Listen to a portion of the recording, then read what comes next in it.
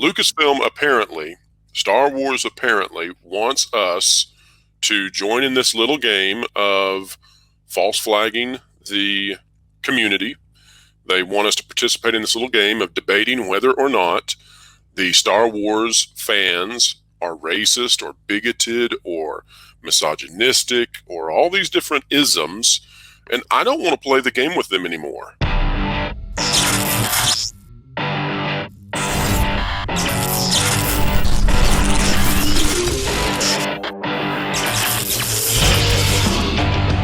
Renegade Online.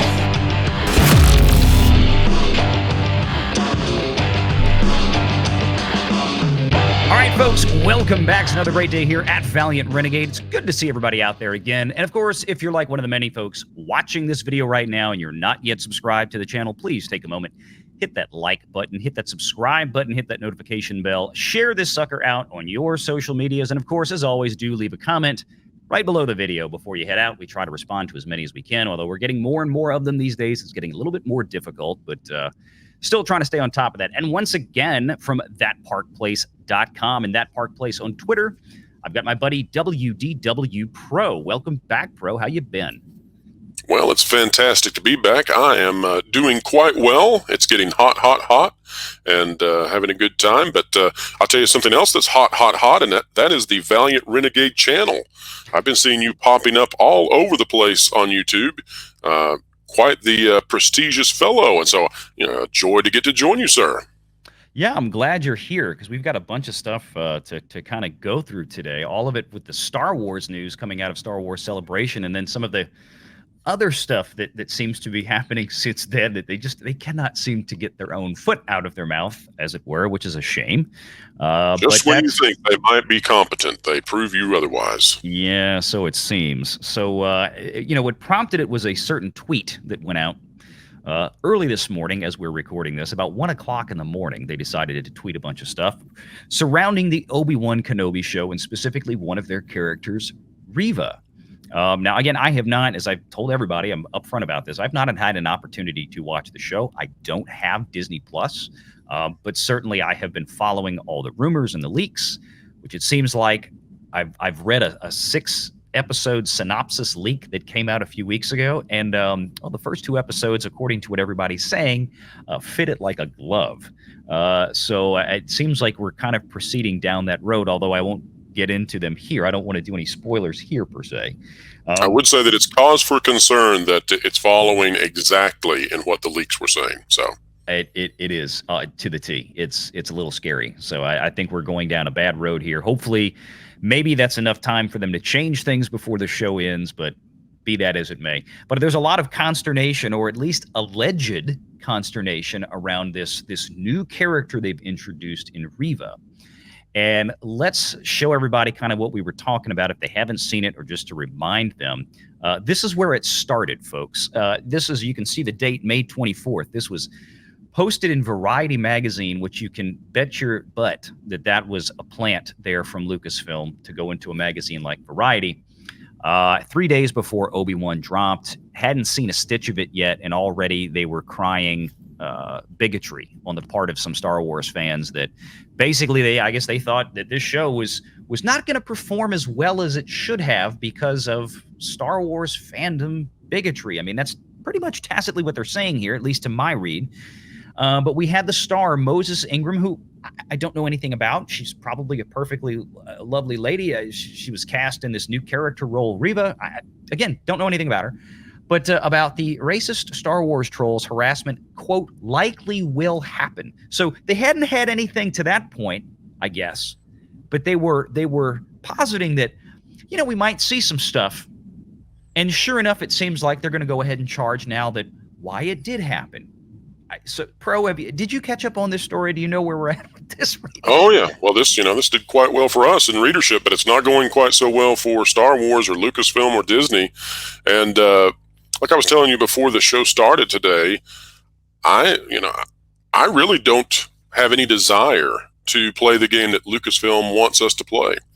Yeah. Lucasfilm apparently, Star Wars apparently wants us to join in this little game of false flagging the community. They want us to participate in this little game of debating whether or not the Star Wars fans are racist or bigoted or misogynistic or all these different isms. And I don't want to play the game with them anymore. And the reason I don't want to play the game with them anymore is because I'm looking at the online search data. And I'm sure you've seen that as well. We've got an article up on it, and it's a straight news article on that park place. There's no opinion given. It literally just shows the online data. Well, let me tell you, when you look at and just scroll down, it's on the second column, I believe. But if you look, the Flatline article, if you look at the data, Stranger Things is just destroying Star Wars, Obi Wan Kenobi, in terms of online searches. Now, you can say, and I'm sure there's someone out there who might want to make this argument that, well, online searches do not correlate exactly to interest. They don't correlate exactly to ratings. Sure. All right, well, that's true. Here's the problem. Look at that chart. Okay, I'm just guesstimating right now. But if you look at that blue line, the blue line is Kenobi. The red line is Stranger Things. The yellow line is Top Gun Maverick. Stranger Things is beating Kenobi to such a degree in online searches that it no longer is even relevant if it correlates exactly to ratings. Exactly. Because you cannot tell me if Kenobi is pulling 5% of the interest levels of Stranger Things in the last 3 days, and if Stranger Things they've dumped all the episodes for this half, we're not getting any more episodes until later in the year. So you would think that Kenobi then would be driving interest in people wanting to see what's going to happen in the next episode, and that Stranger Things should be dropping precipitously as people have already seen the stuff. That's not what is happening. Instead, Stranger Things is pummeling. So let's look at that peak right there, okay? In the last day, Stranger Things at 68% of its initial debut online search interest versus Obi Wan Kenobi at 9% of Stranger Things' original debut performance. It doesn't matter if it directly correlates anymore. Nobody cares about Kenobi. That's what you're finding out. Nobody relatively cares. And so this is like if you had the absolute nerd of the school taunting the high school quarterback into a fight. I don't want to play this game with them. I don't care if they want to do this thing, because think about this. Look at those. Look at the red line for Stranger Things, and look at the blue line for Top Gun Maverick, or excuse me, for Kenobi, and the yellow line for Top Gun Maverick. Here's the deal. The people who are watching Stranger Things are almost certainly the same people who are watching Kenobi, except way, way, way, way more. And Stranger Things doesn't have to come out and say, oh, by the way, our character Lucas that people love, he's a minority. Don't you touch him. Yeah, that's exactly what I was going to say. Top Gun Maverick doesn't have to come out and say, oh, you know the minority characters in our movie? Leave them alone, fans. This is just Star Wars. Nobody had a problem with the actor playing the 2-star admiral. He was black. No, I mean, and he I thought he did great in the movie. I didn't. Right. The thought never crossed my mind. I think the thought for this show, it's the same thing. The thought never crossed anybody's mind, save for the fact that Disney deliberately called attention to it, not on what she was doing, not the character herself, but they called attention to it as a matter of bigotry on the part of Star Wars fans. And that's right. They put the keys in the ignition, and they were going to turn that in. They were going to turn those keys over, no matter what. This is a strategy. Yeah, and the only complaints that I have seen about her character in the show, and there may be other ones out there, but I've seen plenty of them, has been that the character seems kind of flat and poorly written. And I'm paraphrasing what I've seen across the board. And again, that's not something that is unique to this show or this character when it comes to modern Disney writing. I don't even want to go down that road, but I think, we've talked about this a number of times. You look at the level and the quality of product that you're getting from other streamers or other broadcasters in terms of original content. And Disney's got the big powerhouse IPs, right? They've got the Star Wars, they've got MCU, but they're not seemingly putting a whole lot of effort into actually producing a really high quality, well-written product. It's filler. It's oftentimes boring. We've talked about that with Loki. I mean, the MCU viewership just continues to go on a decline, even as Disney Plus subscribers are rising. It doesn't make any sense, except for the fact that people just don't like the shows. But Star Wars has to call this out. And then last night, or rather this morning, we got this gem. And this is they just could not help themselves at this point.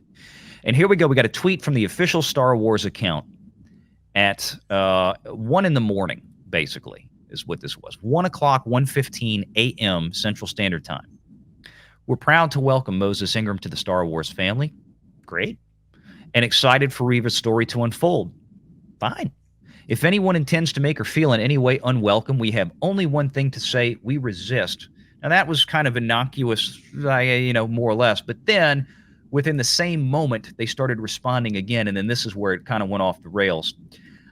There are 20 million sentient species in the Star Wars galaxy. Don't choose to be a racist. Hey, Valiant, let me draw your attention to something real quick, and this just occurred to me. Go to the original tweet real quick. This is something interesting. Okay, we're excited for Reva's story to unfold. Okay, now remember that Reva is being presented as the villain.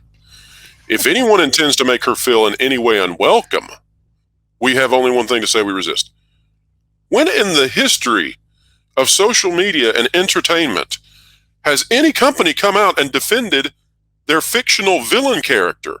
Okay, yes, Moses Ingram is an actress and she's great and welcome aboard. Riva is the villain. Can I also you want your fans to be unwelcoming to the villain? Let me add to that another point. And I thought you kill Obi-Wan. God. This is the point, and you're absolutely right on that. That's a great point. And here's the point I thought you were going to bring up, because this is what struck me. We're proud to welcome Moses Ingram to the Star Wars family, and we're excited for Riva's story to unfold. I thought the show was called Obi-Wan. Yes. And, that's something that people have been saying. But I had not realized it. It wasn't an epiphany to me until right then. It's like the character who is trying to murder Princess Leia and Obi Wan Kenobi. I know you're not watching the first 2 episodes, and apologies on the spoilers, guys. But this character is trying to kill Princess Leia. Baby Princess Leia, who cannot be caught because she has the abilities of Sonic, the Flash, and the Roadrunner all put together. Like, baby Princess Leia is going to be murdered by this character, and Star Wars is out there saying, if anyone intends to make the Princess Baby Leia murderer feel unwelcome, we are going to resist you. Like, you cannot project any harder about that the leaks are true, and this villain is going to become the hero who usurps Kenobi. Oh my gosh, what stupidity! Yeah. They're basically confirming the leaks with a lot of what's in this tweet. There's a lot of subtext here that I think is go ahead. I just can't believe the level of stupid. I honestly cannot believe this is as if the Star Wars social media accounts are being ran by a 14-year-old girl somewhere. This is it's just unbelievable that it could be this incompetent. You want your fans to hate the villain. That's why they're the villain. What in the world is going on? Yeah, and the tweet, we're ambiguous here on the tweet, it seems like, about, I mean, personally, do I have anything against Moses Ingram? No, I know nothing about the lady. I nothing at all. The criticism has all been for the character. So what are they worried about? The hatred of Moses Ingram or the hatred of the character? I've not seen anything said about, oh, Moses Ingram is, insert racial epithet here. Again, it may be out there. I have not seen it. And there's literally hundreds, if not thousands, of comments on these Star Wars posts and videos I've seen. I haven't run across that. The criticism has been for the character. And again, when you come out and this is what you're going to shill with, that, don't choose to be, I don't see this from any other. I'm not seeing this out there from successful franchises. I'm not seeing this out there from successful shows on other streamers. But again, the MCU, Kevin Feige led off with the MCU Phase 4 with all this kind of stuff. Talking about it was going to be so diverse and so this and so that, and people that don't like it, or under the undertone was people that don't like it are just going to be bigots, right? So this is like a Disney hallmark now, and it goes back into this Reimagine Tomorrow, programming that they have at Disney. And I say program, I'm talking about employee programming. But here, I mean, this was my response. It's exactly that. I said, what's funny is you guys are spending way more time talking about this inconsequential, random new character instead of the titular character of the show, that is what strikes me as well. I have seen way more articles and way more stuff from Disney, from Lucasfilm, about this Riva character that nobody's ever heard of or seen before in a show titled Obi Wan. They can't stop themselves. I would expect to see a lot more press about, and there has been some, don't get me wrong, I've seen it, but I have seen a lot more pop up about Moses Ingram and Riva before the show even started, before any of this, before they pre-called the fact that, there were going to be a lot of bigots out there, and now they're trying to double down on it. But I mean, it's like we just talked about. Is this a marketing ploy of attention? And here I put the same chart up there.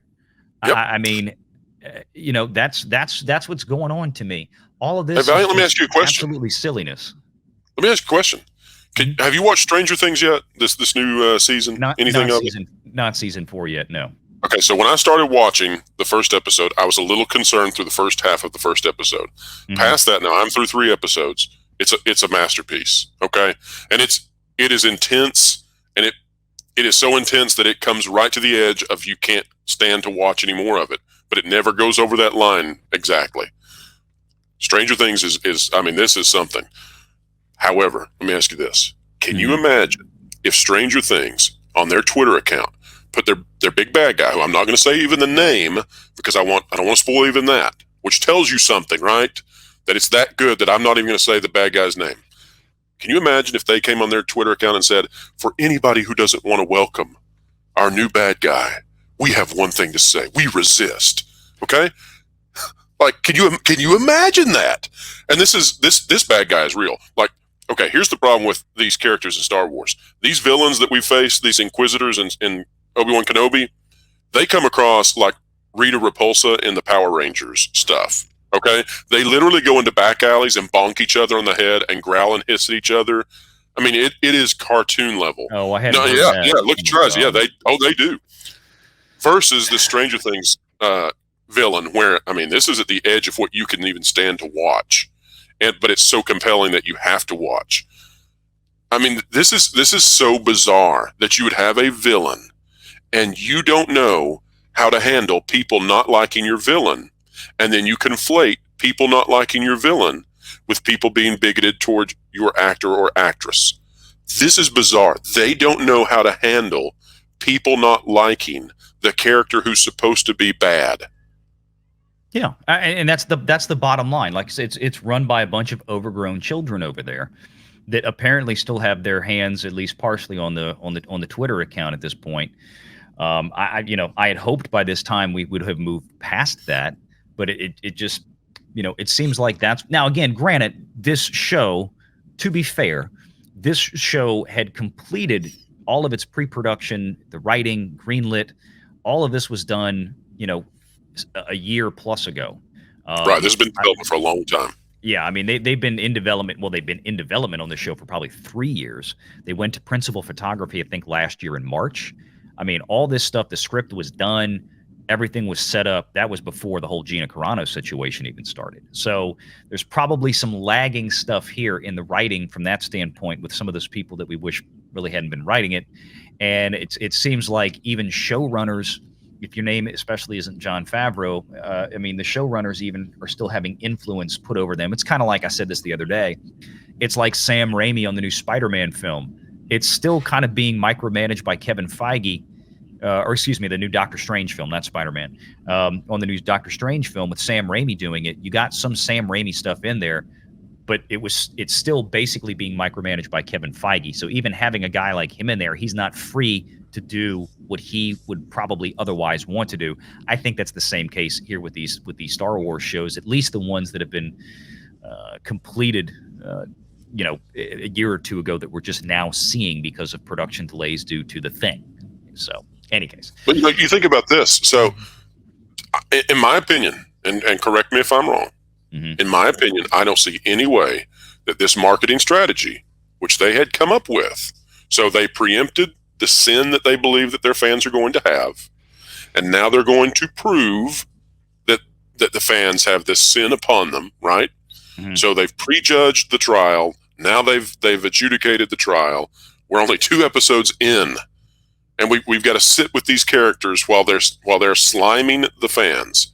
Yeah, I can't imagine any way that strategy leads to greater viewership.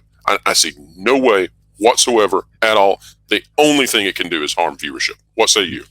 No, they're not doing a good job courting me back into Disney Plus at this point. I'm going to bring this article up. This is why I talked a little bit about this Sunday on the live show.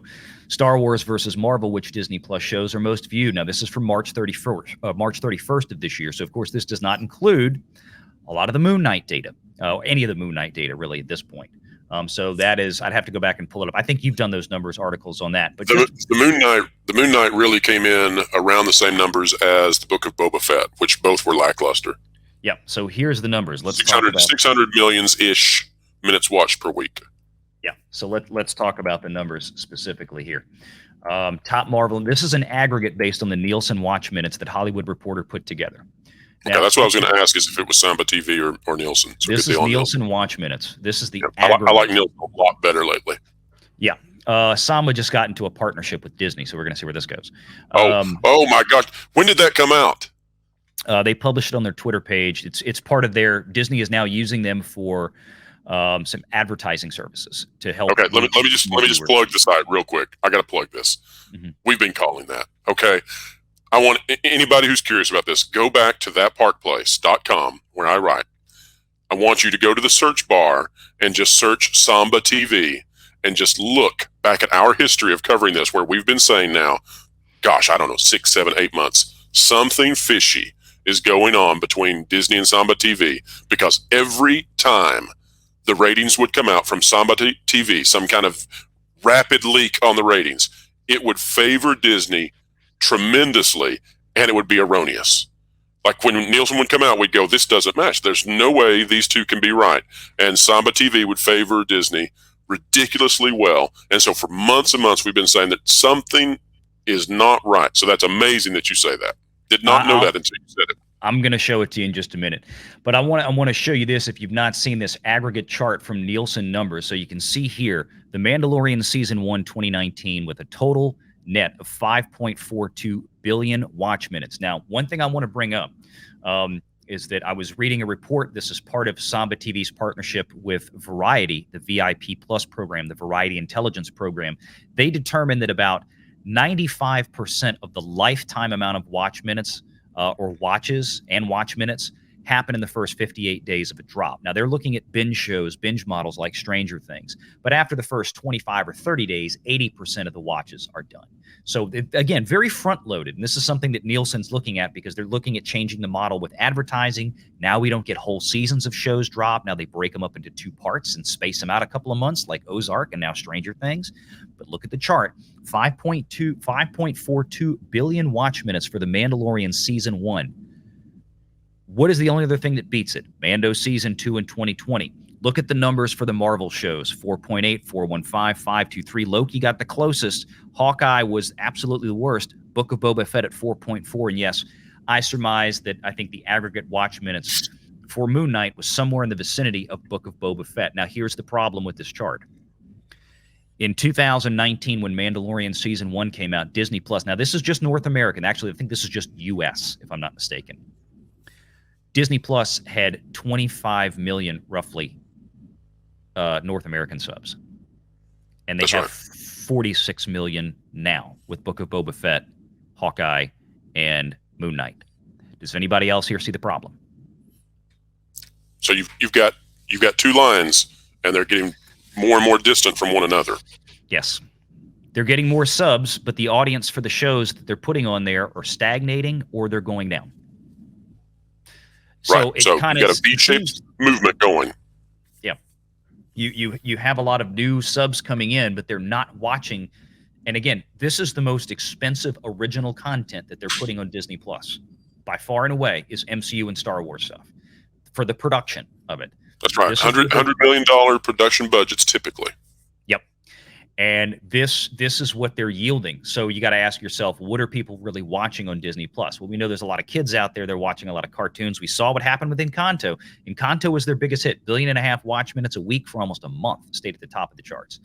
None of these shows, with the exception of Mando and Mando season 2, none of these other Star Wars shows have, or the Marvel shows have even come close. And I'm telling you right now, as this relates to the conversation with Obi-Wan, this is what they're looking at. This is what they know. And this is why we're getting stupid stuff like this pop up, like we've been talking about. The articles in Variety, and my thing doesn't want to switch over right now. There we go. This is why we're getting this kind of stupid stuff, because I think they knew coming into the week that they were going to be sitting on a nasty thing like this that just goes and shows what the trends are. And this is why, in this case, just like Pro said, this is why it does relate to views. We just put all this together for you. Y'all can see it for yourself. This is what Disney is looking at. From an analytical perspective, they know that they're struggling. Now, they never come out and admit it because it's Disney and they don't do that. But they know they're struggling. And like I said before, well, until their CEO has to make a hostage video. Yeah. Apologies for speaking over you, but that was just too good. No, you're dead on the money. So, all right. Well, thanks everybody for joining us today. I hope this kind of gave everybody a good perspective. Pro, any final thoughts on this topic? Go back to that original, or to the Nielsen stat chart, and I just want to show two things really quick. Oh yeah, absolutely. Let's do that. Mm-hmm. All right, guys. Here's what I want you to notice. Notice the Mandalorian season 2 and the growth that it had. Ask yourself this question. Out of all that portion, how much went to that final episode where Luke appeared? Good. Okay. Mm-hmm. Now look at the book of Boba Fett. Comes out a year later. Mm-hmm. How much of that went into those 2 episodes that were excellent versus the rest of the show, which was mediocre at best? The numbers are worse, okay? Because without the legacy characters that people care about, these numbers are way worse. And this is unsustainable. They will have to change strategy. This can't, from a business standpoint. We're past creative issues. We are past blaming it on the fans. None of that matters anymore. This is financially unsustainable. They cannot continue this path forward much longer at all. Indeed. And we'll leave it there. I think that's a great place to leave it. So thanks everybody for joining us today. Make sure you check out thatparkplace.com and make sure you stay tuned to Valiant Renegade channel here. Hit that like button, hit that subscribe button, that notification bell, share this sucker out on the social medias. And of course, drop a comment below before you check out today when this video is over. We appreciate you. And until next time, take care.